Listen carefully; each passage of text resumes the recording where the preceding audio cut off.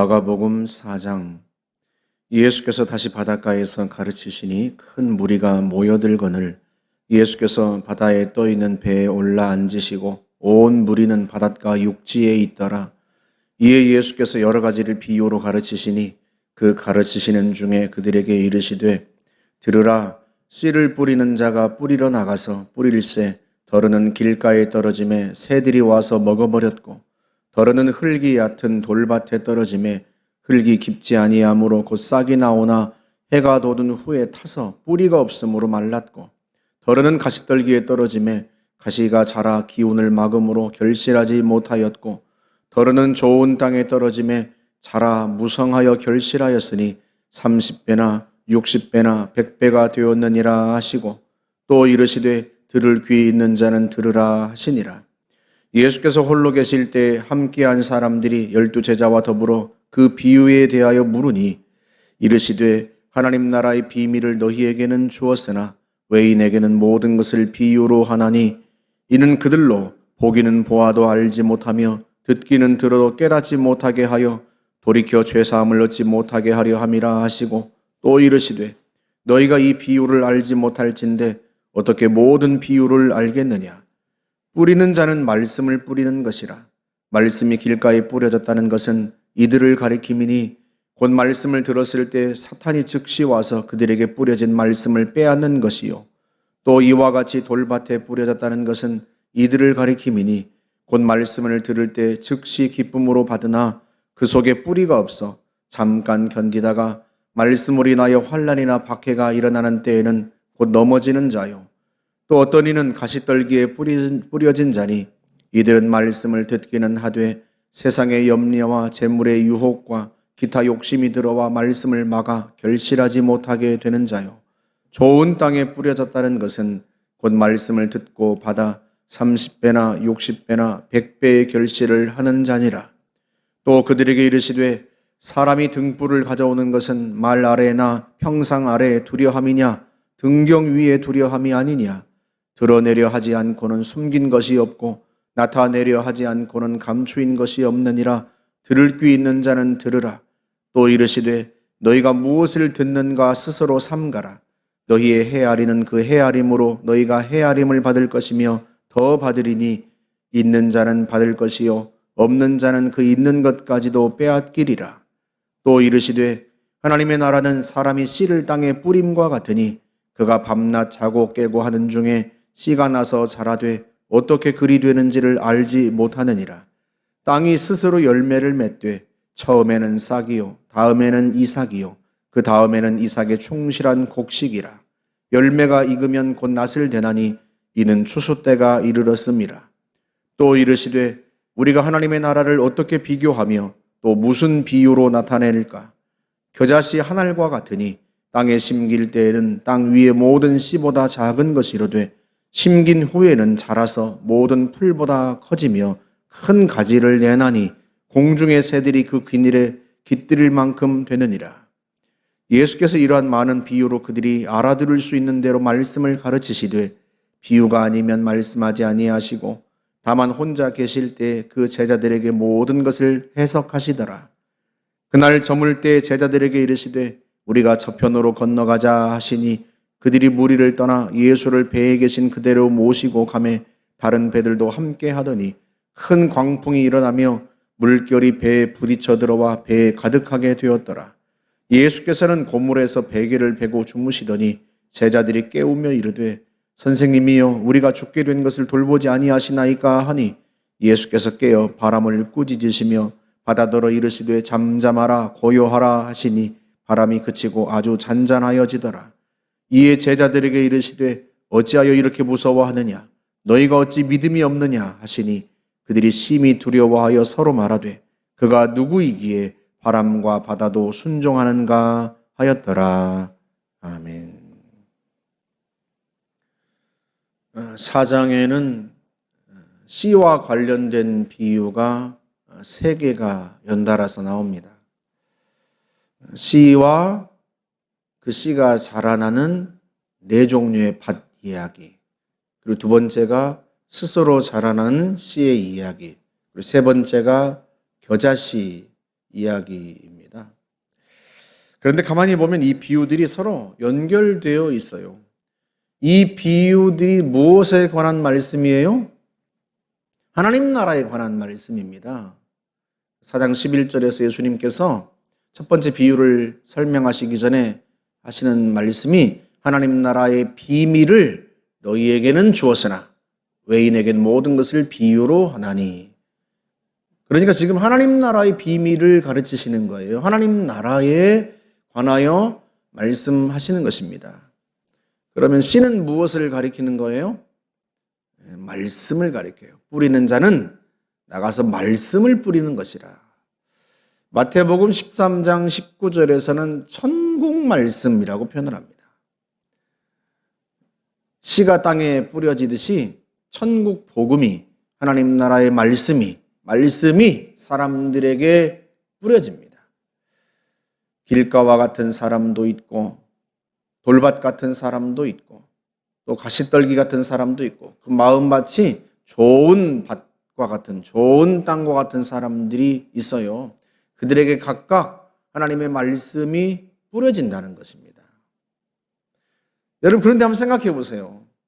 어떤 농부가 씨를 뿌리면서 결실을 기대하지 않는 농부가 있겠습니까? 모든 농부는요, 다 씨를 뿌리면서 결실을 기대하고 뿌립니다. 씨를 뿌렸을 때 그 씨앗이 자라서 30배, 60배, 100배의 결실을 할 것을 기대하면서 뿌린단 말이죠. 물론 말씀을 듣는 사람들을 보면 그 마음밭이 길가 같은 사람도 있고 돌밭 같은 사람들도 있는 것은 사실이에요. 그럼에도 불구하고 농부가 씨를 뿌릴 때 결실할 걸 당연히 기대하고 뿌리듯이 말씀을 뿌리는 자도 그 말씀을 듣는 사람들의 삶 속에서 말씀이 결실할 걸 기대하면서 뿌린다는 거죠.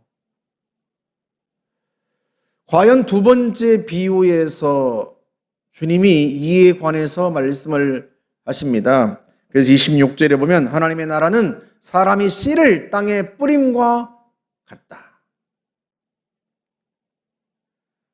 하나님의 나라는 사람이 씨를 땅에 뿌리는 것과 같아요. 그런데 일단 씨를 뿌리면 그 씨는 자라납니다.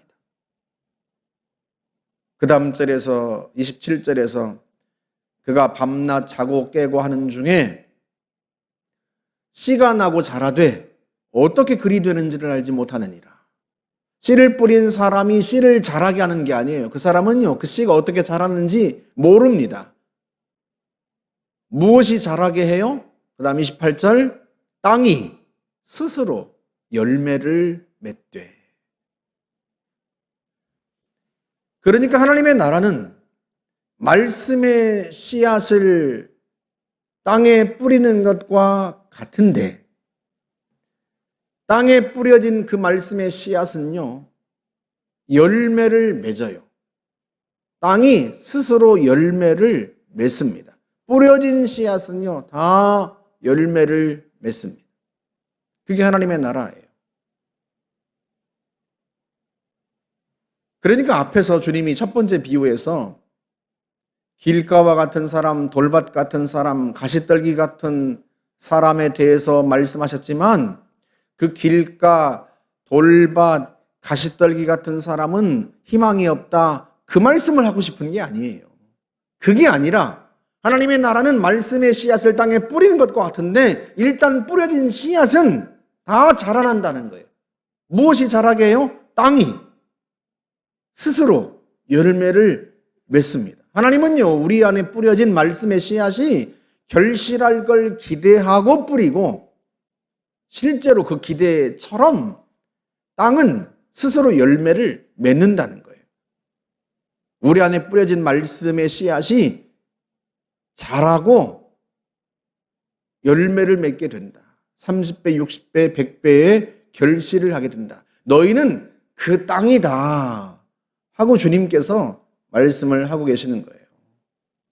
농부이신 주님이 말씀을 뿌릴 때 30배, 60배, 100배의 결실을 기대하고 뿌리고 과연 그 씨앗이 뿌려진 땅이 스스로 열매를 맺어간다는 거예요. 그게 하나님 나라의 역사고요. 주님 우리에게서 기대하는 바입니다. 30배, 60배, 100배 정도가 아니에요. 하나님의 나라는 무엇과 같다? 세 번째 비유에서 겨자씨와 같다. 씨 중에서 가장 작은 씨이지만 일단 심기면 자라서 큰 가지를 내고 많은 새들이 깃들이는 나무가 된다는 거죠. 여러분, 실제로 예수님께서 처음 부르신 제자들은 다 그 겨자씨 같은 사람들이에요. 다 보잘것없는 사람들이었어요. 대제사장과 바리새인들은요, 찾아보라, 갈릴리에서는 선지자가 나지 못하느니라 하고 예수님조차 대놓고 무시했습니다. 예수님의 제자가 되었던 나다나엘도 처음에는 예수님 만나기 전에는요, 나사렛에서 무슨 선한 것이 날 수 있겠느냐 하고 이야기를 했었습니다. 그런데 예수님은요, 제자를 부르시면서 그 갈릴리 촌부들을 부르신 거예요. 겨자씨 같은 사람들을 부르신 거예요. 그들을 부르시면서 어떤 기대를 갖고 부르셨다? 모든 민족을 제자로 삼으라. 그 겨자씨 같은 사람들에게 말씀의 씨앗이 뿌려져서 그들이 땅이 스스로 열매를 맺대. 그들 속에서 열매가 맺히고 종국에는 모든 민족이 제자 될 걸 기대하면서 그들을 뽑으신 거예요. 실제로 그들을 통해서 복음이 수많은 민족들에게 전파되고 나중에는 당시를 무력으로 제패했던 로마 제국을 복음으로 정복하고 오늘날 우리에게까지 복음이 전파된 것입니다. 주님은 그런 기대를 갖고 우리에게 말씀을 뿌리는 것이에요. 이 모든 역사가 어디에서부터 시작된다? 뿌리는 자는 말씀을 뿌리는 것이라. 하나님의 말씀과 땅인 성도가 만나서 결실하는 역사, 그게 하나님 나라예요. 주님은 그걸 기대하면서 매 순간마다 우리에게 말씀을 뿌리시는 거죠. 그래서 성도는요, 항상 말씀과 만나야 돼요. 항상 말씀의 씨앗이 우리 안에 뿌려지도록 해야 합니다. 그리고 그 말씀의 씨앗은 우리 안에서 자라고 결실합니다. 우리는 다 주님이 기대하시는 좋은 땅이에요. 스스로 열매를 맺는 좋은 땅입니다. 그래서 주님이 우리를 뭐라고까지 표현하시는가? 베드로전서 2장 9절에서는 너희는 택하신 족속이요 왕 같은 제사장이요 거룩한 나라요. 한 개인이 나라가 되는 역사, 가장 작은 씨앗이 큰 나무가 되는 역사, 그 역사가 무엇으로부터 시작된다? 뿌리는 자는 말씀을 뿌리는 것이라. 말씀으로부터 시작돼요. 그래서 저와 여러분들이 언제나 우리의 마음밭에 말씀을 뿌리셔야 돼요. 하나님의 말씀을 늘 묵상하고 그 말씀이 자라서 우리 인생 속에 놀라운 일이 일어날 걸 기대하면서 하나님이 그렇게 하실 걸 기대하면서 그 하나님이 적어도 여러분 자신에게서 그걸 기대하면서 그 말씀을 뿌리신다는 것을 믿고 매일 그 말씀과 만나야 합니다. 하나님이 그 놀라운 하나님 나라의 역사를 여러분 속에 이루실 줄을 믿습니다. 우리 함께 기도하겠습니다. 좋으신 하나님 감사합니다. 주님께서 우리의 마음밭에 말씀의 씨앗을 뿌리시고 뿌려진 씨앗이 자라 열매를 맺고 열매를 맺되 30배, 60배, 100배의 결실을 하며 참으로 겨자씨와 같은 큰 역사가 일어나게 하시니 감사합니다. 주님, 주께서 우리를 통하여 하나님 나라의 놀라운 역사를 이루기 원하시오며 기대하시며 말씀의 씨앗을 뿌리시오니 주님, 저희를 통해 주의 뜻을 이루시옵소서. 우리가 늘 그 말씀과 만나겠습니다. 우리 안에 말씀의 씨앗이 부지런히 뿌려지게 하겠습니다. 주님, 우리를 통해 주의 영광을 나타내시고 주의 나라가 이루어지게 하여 주옵소서. 예수님의 이름으로 기도하옵나이다. 아멘.